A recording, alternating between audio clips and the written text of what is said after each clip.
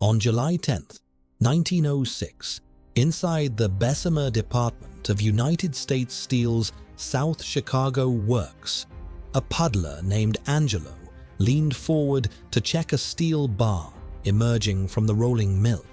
The red-hot metal glowed at nearly 1,800 degrees Fahrenheit. He had done this 1,000 times before, but that morning the bar came faster than expected. Before Angelo could pull back, his arm brushed the rotating cylinder. The heated roller gripped his sleeve, then his flesh. In less than 2 seconds, the machine pulled his entire body between rollers, set barely an inch apart. Workers nearby heard a brief scream, then nothing but the steady hum of iron turning at 60 revolutions per minute. There was no body to recover in any recognizable form.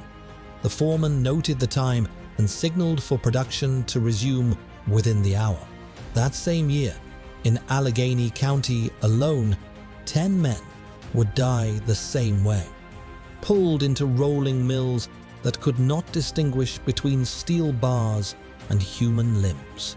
Across the Atlantic and throughout America, heated rollers spun in textile mills, paper factories, and rubber plants, each one capable of compressing a grown man into something unrecognizable. This is the story of the machines that turned workers into raw material, and the decades it took for anyone to care. Factories did not install heated rollers because they wanted to kill workers. They installed them because modern industry demanded them. In the late 19th century, the world ran on steel, textiles, rubber, and paper. Every one of those materials required processing through rotating cylinders, hot rolling mills, heated steel billets to over 1,700 degrees Fahrenheit, sometimes exceeding 2,300, until the metal became soft enough to shape. Textile calendars pressed fabric between rollers heated to 260 degrees Celsius, creating the glossy finish that consumers expected. Rubber mills, paper factories, commercial laundries, all depended on the same basic technology. 2 cylinders, immense pressure, relentless rotation. The metal never waited. The scale was staggering. By 1907, U.S. Steel's South Chicago Works alone employed 10,000 workers, many of them operating or working near rolling mills. Across Pittsburgh's Allegheny County, dozens of steel mills ran multiple rolling stands simultaneously.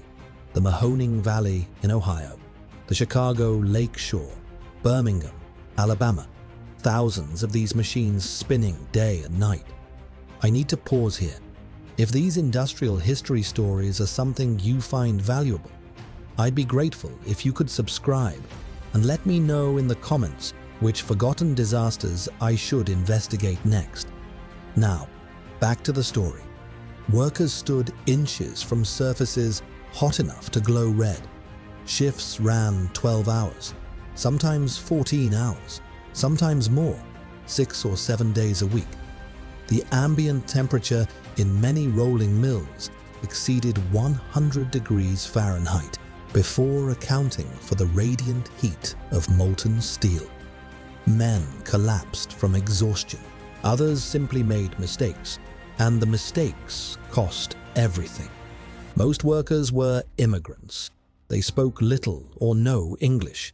They received minimal training, often just a few hours of watching a veteran before being left alone with machines that could kill them in under 2 seconds.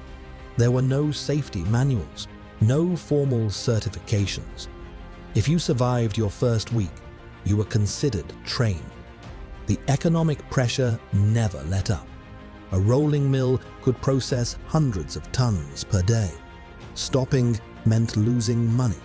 Slowing down meant falling behind.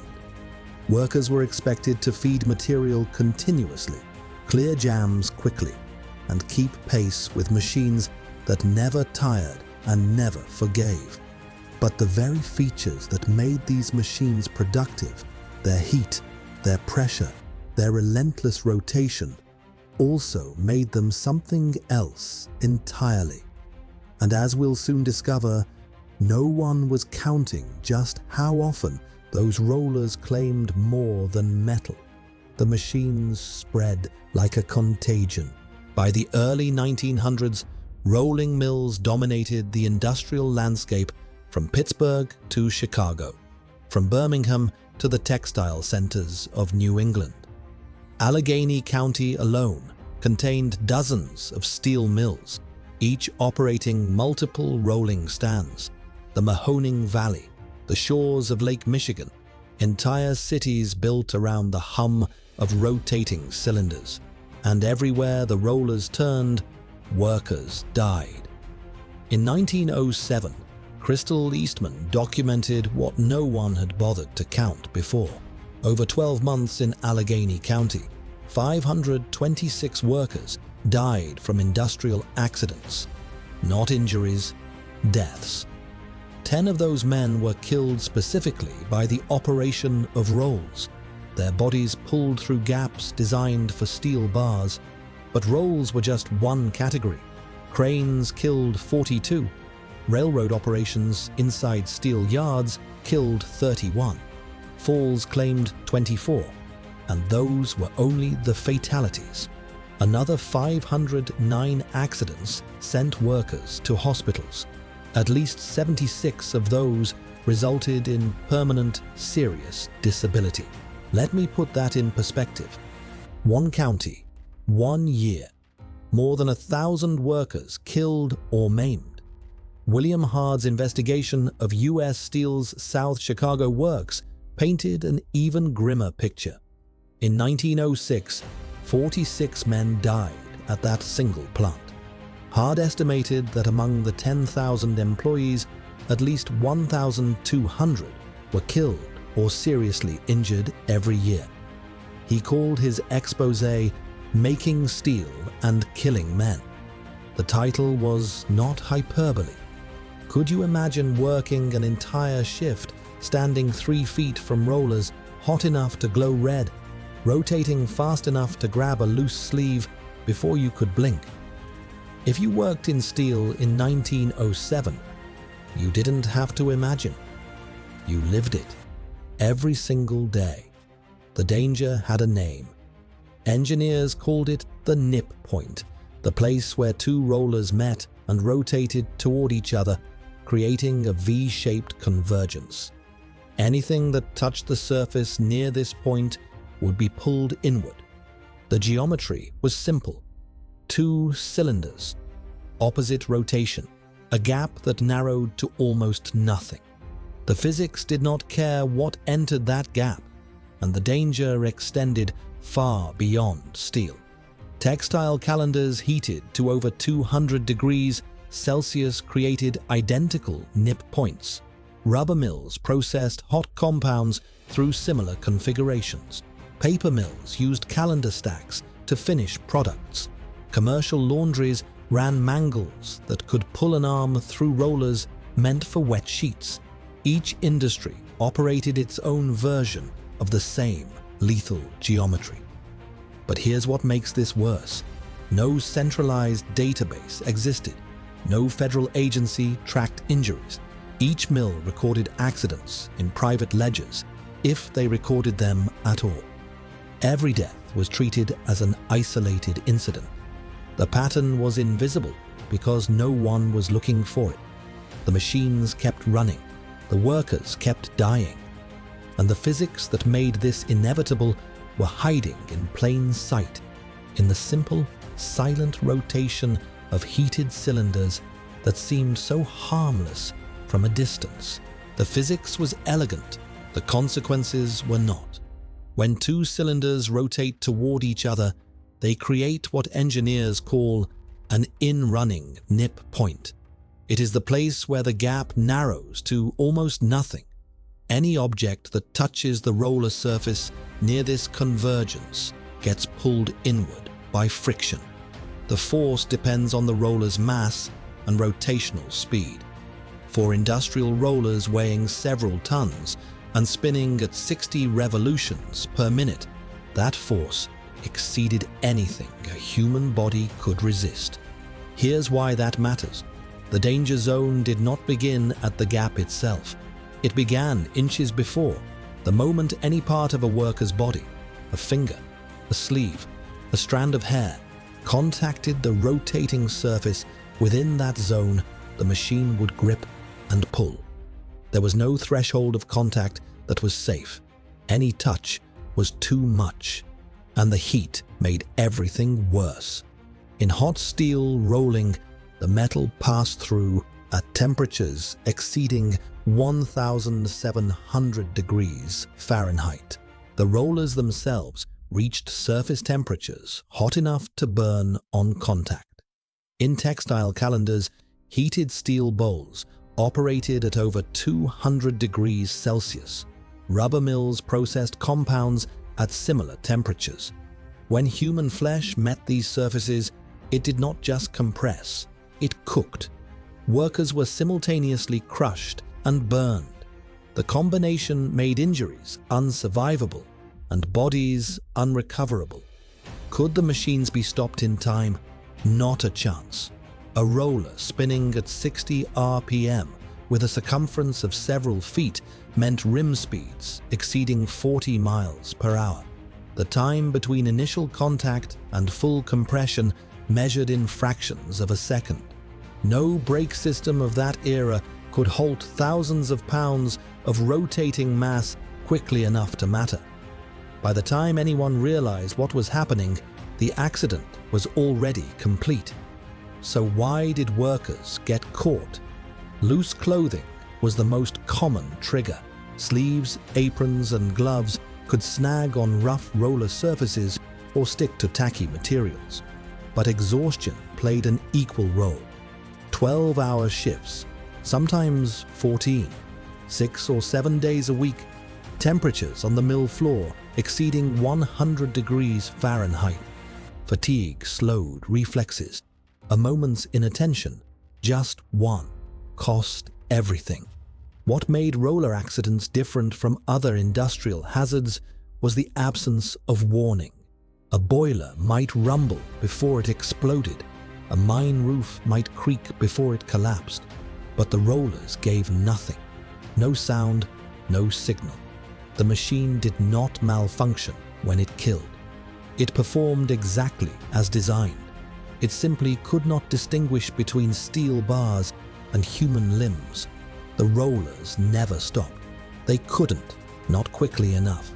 And every worker who approached them was betting their life on the assumption that today would not be the day their sleeve caught, their foot slipped, or their exhaustion won. The physics was simple. The outcome was certain. The only variable was time. And for hundreds of workers every year, that time ran out in ways that would haunt everyone who witnessed them. The technology to prevent these deaths existed. It simply was not used.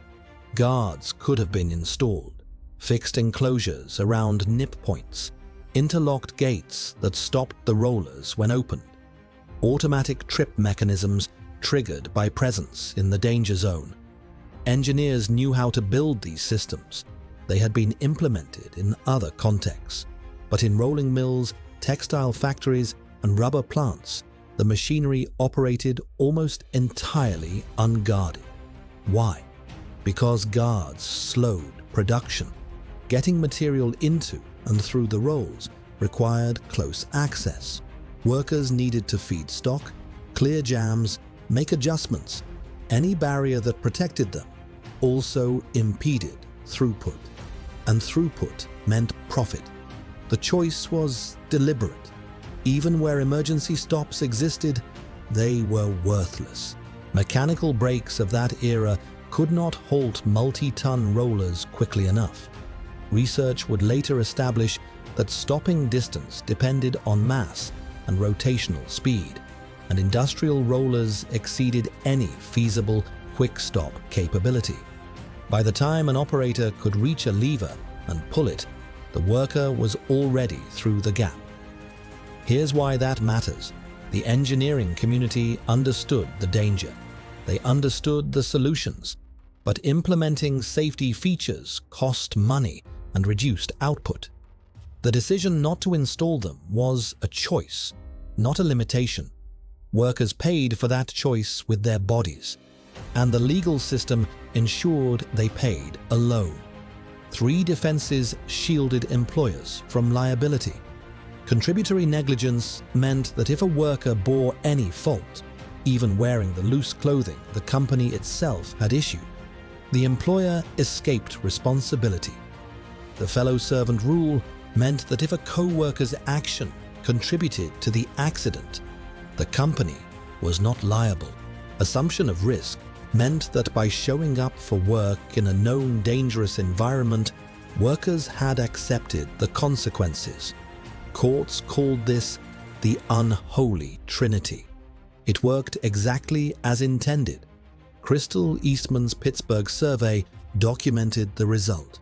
Fewer than half of fatally injured workers' families received any compensation whatsoever. Those who did averaged roughly 6 months' wages. Legal costs often exceeded recovery. For most families, a father's death meant poverty, not payment. Training might have helped, but most workers received none. They learned by watching veterans who had survived, but learning from survivors creates survivorship bias. The techniques that got workers killed were never corrected because dead workers did not file reports. Fatigue guaranteed the mistakes would continue. Standard shifts ran 12 hours. Steel workers regularly logged 84-hour weeks in extreme heat. Eastman specifically identified exhaustion and speed pressure as primary causes of accidents. Not carelessness, exhaustion. The system protected itself. Workplace deaths were cheap, without financial incentive to change and legal immunity from consequences. Nothing did change. Engineers knew, managers knew, the courts knew, but nothing stopped until the machines themselves provided evidence that could not be ignored. And the nature of that evidence would become the darkest chapter of industrial history. The deaths were not abstractions. They had names. They had witnesses. And the accounts that survived are almost unbearable to read. In 1887, at the Hubbard, Ohio rolling mill, an engineer named Griffith Phillips was oiling an ore-crushing machine. Standard procedure, something he had done countless times. But that day, his clothing caught in the cog wheels. The machine did not pause. It did not slow. It pulled him in. A newspaper reported what rescuers found. He was mangled out of all semblance of humanity, the flesh adhering to the cogs. The mill resumed operations within hours. Could you imagine being the worker who had to clean those cogs?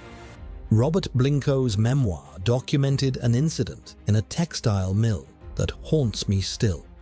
A girl named Mary Richards, not yet 10 years old, was working a drawing frame. A horizontal shaft rotated beneath the machine, about a foot from the floor. Her apron caught on it. In an instant, the poor girl was drawn by an irresistible force. Blincoe watched as the machinery whirled her round and round. He heard the bones of her arms snap, then her legs, then her thighs, one after another. Her blood scattered across the frame and streamed onto the floor. When they finally stopped the machine and extricated her body, every bone was broken. Her head was crushed beyond recognition. She was carried off, lifeless. She was 9 years old. The Pittsburgh survey quantified what individual accounts could only suggest. In 12 months, July 1906 through June 1907, 526 workers died from industrial accidents in Allegheny County alone. 10 were killed specifically by the operation of rolls. But the roles were just one category among many. 42 men were killed by cranes, 31 by railroad operations inside steel yards, 24 fell from heights or into pits, 8 died from electric shock, and those were only the deaths. 509 additional accidents sent workers to hospitals. At least 76 resulted in permanent, serious disability. Crystal Eastman walked the streets of Pittsburgh and counted what she saw: 45 one-legged men, 100 cripples walking with crutches or canes, 45 men with twisted, useless arms, 30 men with empty sleeves, 20 men with only one hand, 60 with half a hand gone, 70 one-eyed men. No wonder, she wrote, the streets of Pittsburgh are sad. A German visitor to Manchester decades earlier had observed the same phenomenon. He noted seeing so many amputees that it was like living in the midst of an army just returned from a campaign. Could you imagine that? An entire city of the maimed, walking reminders of what the machines had taken, and most deaths were never recorded at all. Workers who died were often immigrants without advocates. Families received nothing. Bodies were removed, floors were cleaned, and shifts continued. The true toll, the complete accounting of lives consumed by heated rollers across steel mills, textile factories, rubber plants, paper mills, and commercial laundries, remains unknowable. What survives in the historical record represents only the worst outcomes, only the deaths dramatic enough to warrant newspaper mention, only the investigations thorough enough to generate reports. How many workers simply vanished into the machines, unmarked and unremembered? That question has no answer, and that absence is its own kind of horror. But the machines were not the only things consuming workers. The system that allowed this, the laws, the investigations, the industry's calculated indifference, would prove nearly as lethal as the rollers themselves. The investigations came, they documented, and then they blamed the dead. Crystal Eastman was 28 years old when the Russell Sage Foundation sent her to Pittsburgh. A lawyer and reformer, she spent 12 months interviewing workers, foremen, superintendents, and the widows of men who would never speak again. Her report, Work Accidents and the Law, published in 1910, demolished every comfortable assumption the industry had constructed. Accidents were not caused by careless workers. They were caused by inadequate safety provisions, by the absence of inspections, by non-existent warning systems, by minimal training, and above all, by the exhausting pace and brutal hours that left workers too fatigued to protect themselves. This was not opinion. This was evidence. William Hard reached the same conclusion through different means. His 1907 exposé, Making Steel and Killing Men, asked a question that cut to the heart of industrial America. Did the nation have to keep paying the price of all these accidents in order to lead the world in steel production? His answer was unsparing. Steel is war, he declared. The workers were casualties, and the generals, the owners, the managers, the shareholders never faced the firing line. But here's what infuriates me. Despite this evidence, investigations continue to blame workers. Coroners' inquests ruled deaths accidental and cited operator error. The fellow servant rule shielded companies whenever a co-worker's action contributed to an accident. Contributory negligence allowed employers to escape liability if the victim bore any fault at all, even for wearing clothing the company had issued. And assumption of risk. That doctrine held that by accepting a dangerous job, workers had accepted its consequences. Showing up for work meant forfeiting the right to complain about dying there. The compensation numbers tell the story. Eastman documented that only about 1 in 8 injured workers or their families received any payment after lawsuits. Average recoveries, when they occurred, amounted to roughly 6 months' wages for a death. Legal costs often exceeded the settlement. Most families got nothing. A father's death meant poverty, not payment. The Pittsburgh survey and Hard's articles did reach a national audience. For the first time, middle-class Americans confronted the human cost embedded in every steel beam, every railroad track, every bolt and rivet of industrial progress. Newspapers reprinted the findings. Reformers demanded action. Public outrage grew, but outrage did not translate to immediate change. Insurance companies began calculating accident costs more precisely. Some adjusted premiums based on safety records, creating modest financial incentives for prevention. But premiums remained low enough that safety improvements often cost more than paying claims. The math still favored negligence. State commissions formed.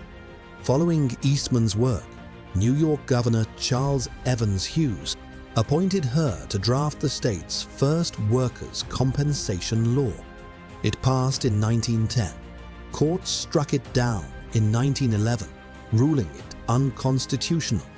The legal shield held firm. The system had protected itself for decades. But the evidence was mounting.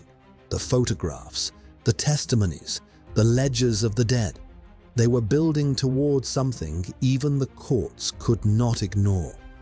What finally changed was not conscience. It was calculation. And the math was about to shift in ways the industry never anticipated. The change came not from conscience, but from cost. Between 1911 and 1920, most states passed workers' compensation laws modeled on European systems. The principle was revolutionary in its simplicity. Instead of requiring injured workers to prove negligence in court, employers became automatically liable for workplace injuries at fixed rates. No more unholy trinity. No more assumption of risk. If a worker was hurt on the job, the company paid. Period. Suddenly, accidents had a price tag, and that price tag changed everything. U.S. Steel, responding to public pressure and rising costs, established a safety committee in 1907. It was the beginning of something larger. In 1913, companies founded the National Safety Council to share information about preventing accidents. Safety engineering emerged as a recognized discipline. Factories appointed safety officers. Inspections became routine. The machines had not changed. The accountability around them had. And finally, the guards appeared. Fixed enclosures around nip points. Interlocked gates that stopped rollers when opened. Automatic trip mechanisms triggered when workers entered danger zones. The technology had existed for decades. It simply had not been mandated. Now it was. In rubber mills, the solution took longer to perfect. By 1973, the National Joint Industrial Council for Rubber Manufacturing concluded that only automatic safety devices, independent of worker action, could effectively prevent nip point accidents. Body bars became standard equipment, pressure-sensitive mechanisms that stopped the rollers the moment a worker's body contacted them. No lever to pull, no button to press. The machine protected the worker, whether the worker remembered to protect himself or not. The results were undeniable. In 1907, the Bureau of Labor Statistics reported fatality rates in iron and steel at roughly 220 per 100,000 workers. By 2019, that rate had fallen to 26.3 per 100,000 across all manufacturing. a reduction exceeding 90%. It's nice to finally see progress, isn't it? The roller that killed Angelo in 1906 was no different from the rollers running in 1920. Same heat, same pressure, same relentless rotation. But by then, a guard stood between workers and the nip point. A compensation law ensured families received payment. A safety inspector had walked the floor. The machine had not changed. The system around it had. It took decades of deaths, thousands of pages of documentation, a complete restructuring of liability law. But the heated rollers finally met their limit, not in engineering, but in political will. The heated rollers taught industry a lesson written in flesh and blood. Machines do not distinguish between their intended material and the workers who feed them. Any gap that can process steel can process a human body. Any force that can compress rubber can compress bone.